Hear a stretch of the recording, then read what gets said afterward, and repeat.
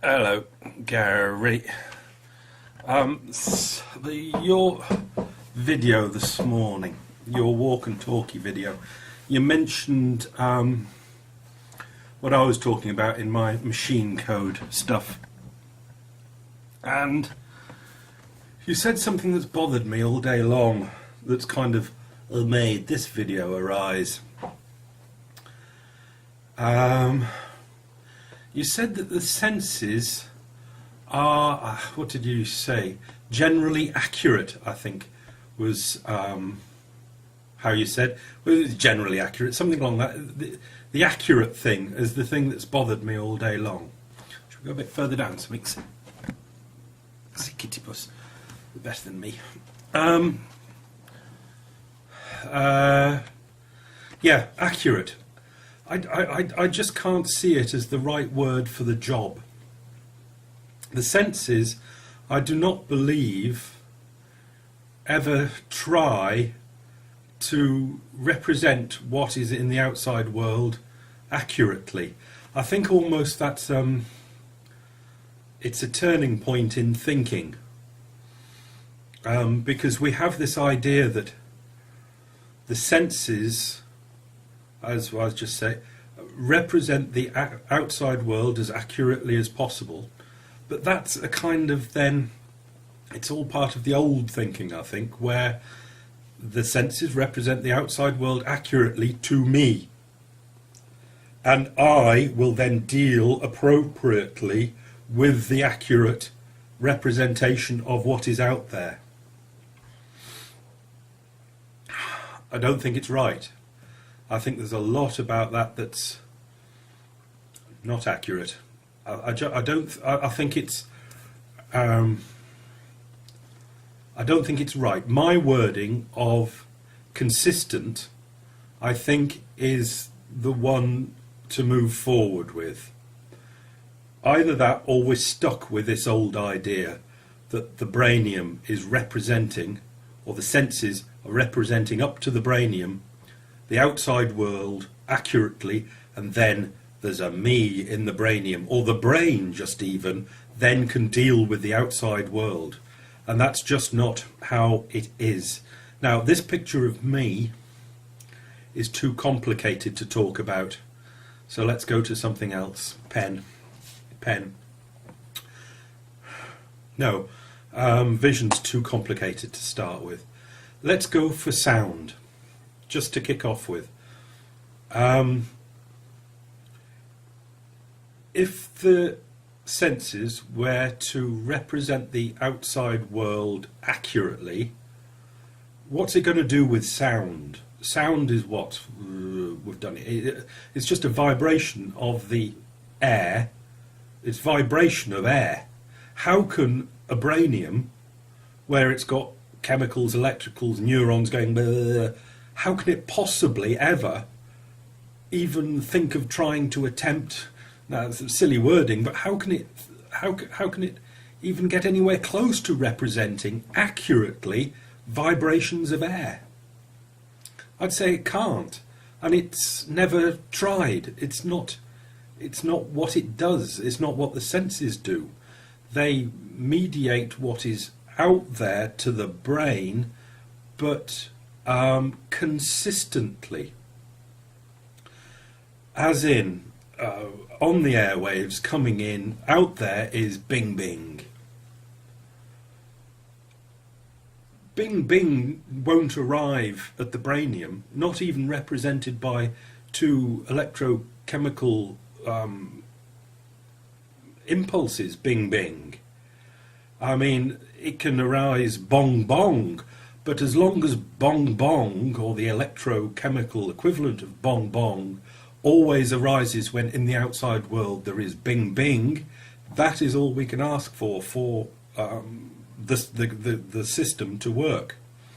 Even if there was bing bing out there and the electro chemical equivalent of bong bong bong arose into the brainium, that's perfectly fine. There doesn't have to be accurate representation of it. Can't happen anyway, but there doesn't have to be even a vague attempt at accurate representation.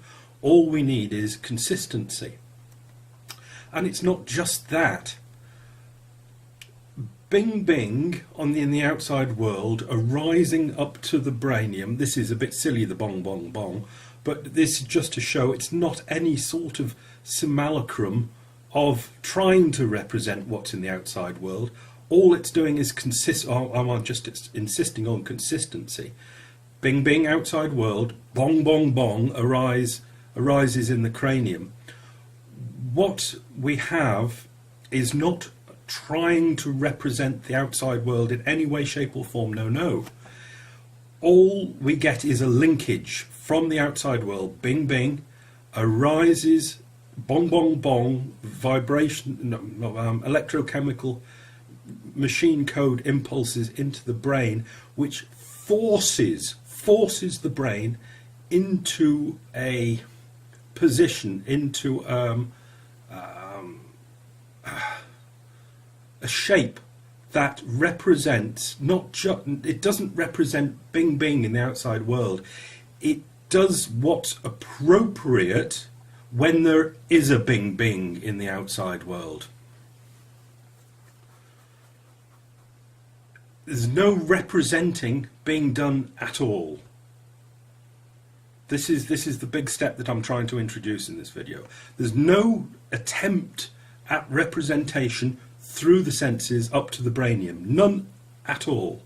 It's purely consistent representation or imitation of the not even imitation. See, these are normal words we use. Consistent is the word we're certainly after. The others I can't get hold of what to say. Bing bing in the outside world consistently will make the branium do the right thing when there is a bing bing in the outside world. Pen, there's no attempt anywhere along the line, to the light waves, the eye, the electrochemicals, the positioning of the brain, to represent pen at all. Never will. It can't happen anyway. It's ridiculous. There's no representation of it. But as long as the branium is forced into a position of doing the appropriate thing when looking at a pen, that's the best we can ask for. And that's all we can possibly get. How can I push this once more? Thinking just on the wiggly thing. It's not representing anything to the brain. You know, the wiggly fella. It's not representing there is light out there. It's not representing the vision of it, the feeling of it, anything. It is just doing the appropriate thing when there is light. And we are just bigger, more complicated versions of this.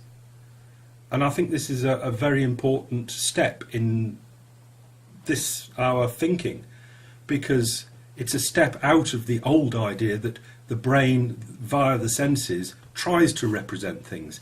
Give it a damn good think, and you'll find that it couldn't anyway. And obviously, because it can't, it's never tried. There's no attempt by the whole human unit to try and represent what goes on in the outside world. All it does is react appropriately to what is in the outside world, and that is done by whatever is in the outside world coming in consistently to force the brain into a position each time. Dinosaur,